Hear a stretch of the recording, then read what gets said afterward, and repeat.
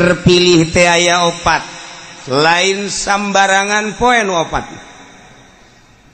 Nomor kahiji yaumul Jumat.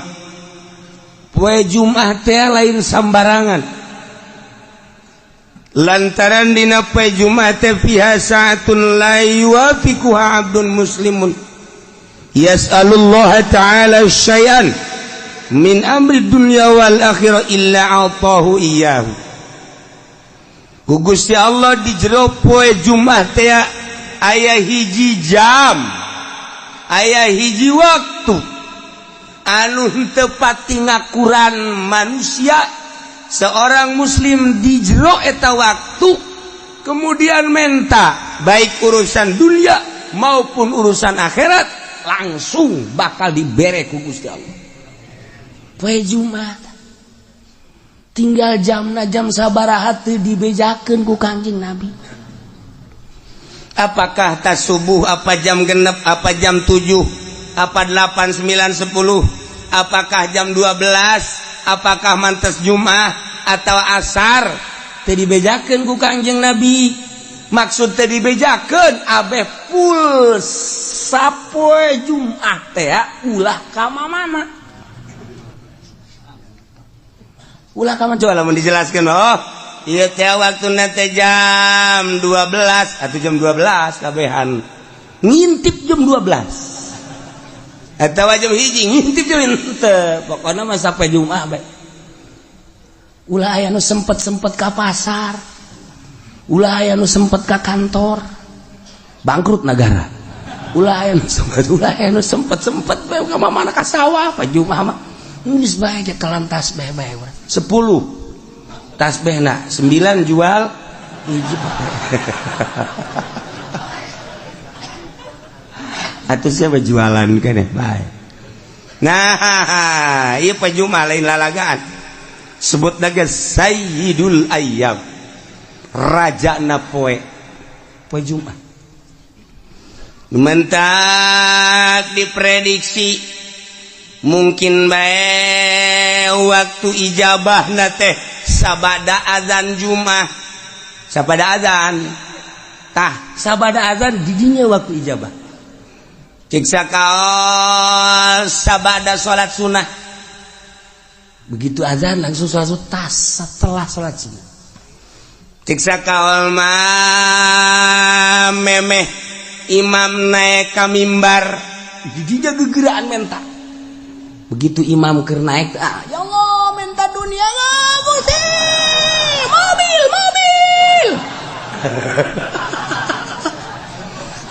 Teu parugu, ulah di embat isin jero hate bae.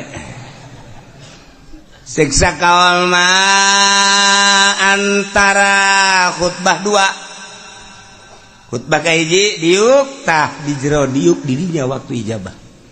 Siksa kaul mah beres khutbah kedua memeh dilaksanakeun salat Jumat. Siksa kaul mah ta salat Jumat. Siksa kaul deui mah jam hiji. Siksa kaul deui mah bada asar. Siksa kaul deui mah memeh azan maghrib. Tanu mantak poe Jumat mah geus bae ngintip jam bae. Di mana asal didinya pas orang mentang guys, diberi langsung. Asal orang pas di waktu eta guys, Masya Allah. Ngan modelna eta okos Lailatul Qadar. Lailatul Qadar teh kan teu dijelaskeun ngan kebiasaanna malam-malam ganjil, padahal teh kitu. Kebiasaanna malam lilikuran, padahal teh kitu. Bebelasan gaya nu manggihan Lailatul Qadar. Abah nyongsrong urang Lailatul Qadar dengan modelna asal aya Lailatul Qadar bae malam eta urang tunduh. Dibenta-benta ke kieu asa di mana? Tunduh. Tak ieu ge waktu ijabah teh kos kitu. Poe Jumat. Yes, nomor hiji poe Jumat. Nomor kedua Yaum Arfah. Poe Arfah lain lalagaan eta poe teh ngabogaan nilai anu pohara. lantaran di mana terjadi poe Arfa yubahillahu ta'ala malaikatahu, Allah ngabanggakeun diri terhadap malaikat. Cek Gusti Allah, ya malaikati unzuru ila ibadi ja'u susan gubrot, deuleu kumaraneh hamba-hamba aing anu dararatang di berbagai penjuru negara, di pelosok-pelosok dengan penuh karudinan. Poean Arfah mah di Mekah ngan sakadar make dua helai. Eueuh nu make jas, eueuh nu make dasi, teu berarti di hareupeun Allah mah jas jeung dasi. Kedeul banget lagi eueuh nu make endeu ka Arfah asup ka salon teh aya. Eueuh, tah dek apel ka salon mah. Ka Allah mah ruwag-ruwig tur kedeul. Boro-boro ngurusan awak, bugu baju ge teu dipake ngan saukur dua helai. Cek Gusti Allah, hei malaikat pandang ku anjeun. Qad anfaqul amwal, nyana daratang ka Arfah, aya nu ngajual sawah, aya anu ngajual mobil, aya anu ngajual buruan imah, aya anu ngajual kebo, berikut jeung anak kotok-na. Tuh menghormati ka aing kabeh ge hayang. Lain bae nongoran nini bengking tuh deuleu Gusti. Aki-aki tuh deuleu. Dararata. Hayang nyaos ya malaikat tuh. Nini itu mah tuh embe dijual, kotok dijual, buruan imah dijual jeung anak-anak kotokna. Nah, menghargai ka aing, hayang kapanggih jeung aing. Ternyata horenganan di negara nama pamarentah eta teh horeng ngaleglegan duit nyana mah ngajual anak kotok, tapi negara mah geus sakean juta asal tanda tangan haji meunang. Pikir ku sia, coba malaikat aneh tante, lamun nyana ngajual anak kotok hayang kapanggih jeung aing, kumaon peta bupati hayang menang jatah, ku goblok-goblokna bupati, ku goblok-goblokna presiden. Tuh anak kotok dijual hayang kapanggih jeung aing nyana meuli Lexus tolong teh coba. Tapi eta mah dikitu, di Amerika lain di urang. Di Amerika tuh mana? Di Amerika begitu.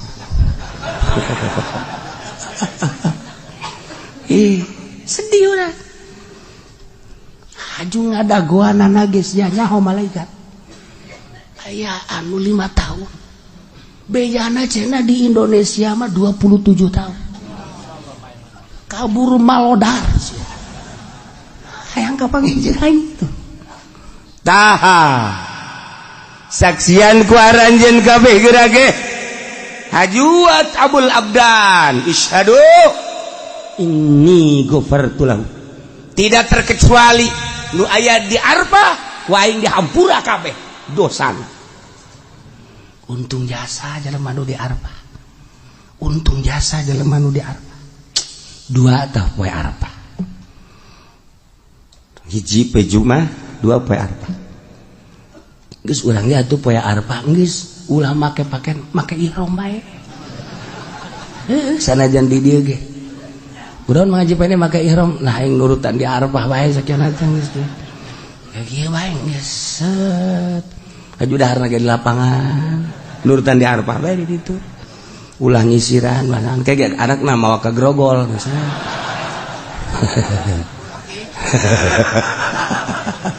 Bapak menjadi berubah sekarang.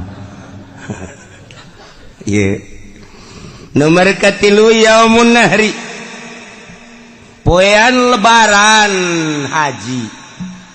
Qarrabal abdu kurbanahu, tiap jelema anu ngalaksanakeun kurban. Allah mah teu hayang dagingna, Allah mah teu neulegetihna.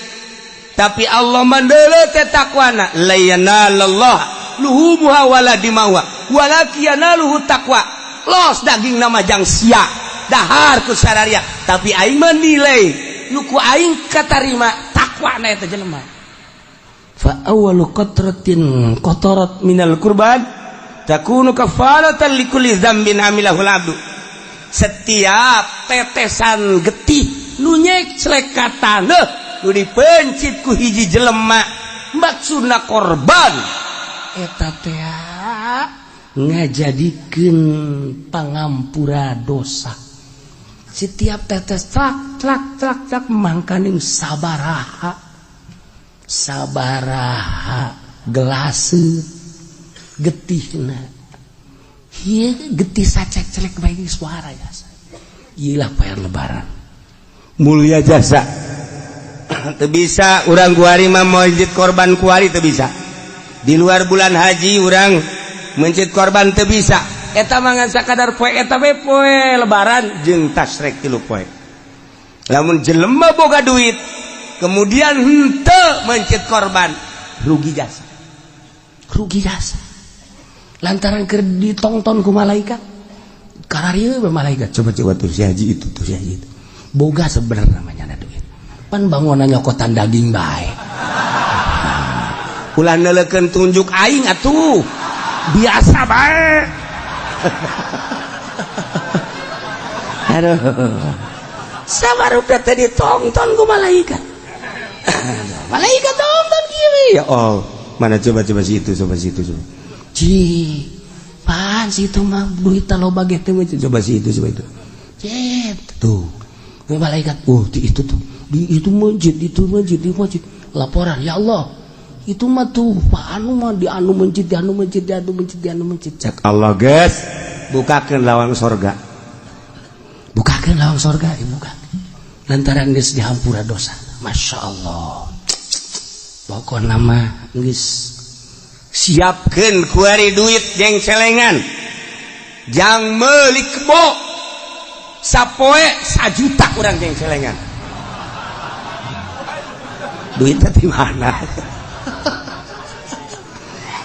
geus amun sapoe 1 juta teu bisa sapoe 500.000 jeung celengan berarti lamun kuari datang ka lebaran 14 poe nah jadi berarti lamun 500.000 seperti itu berak kabeli kitu embe Garut bude teh cenah kieu duit teh boga tuh sakitu mah geus bae tuh sapoe 100.000 berarti kuari datang ka lebaran sabaraha 1 juta nah kabeli embe cisoka embe kacang nu leutik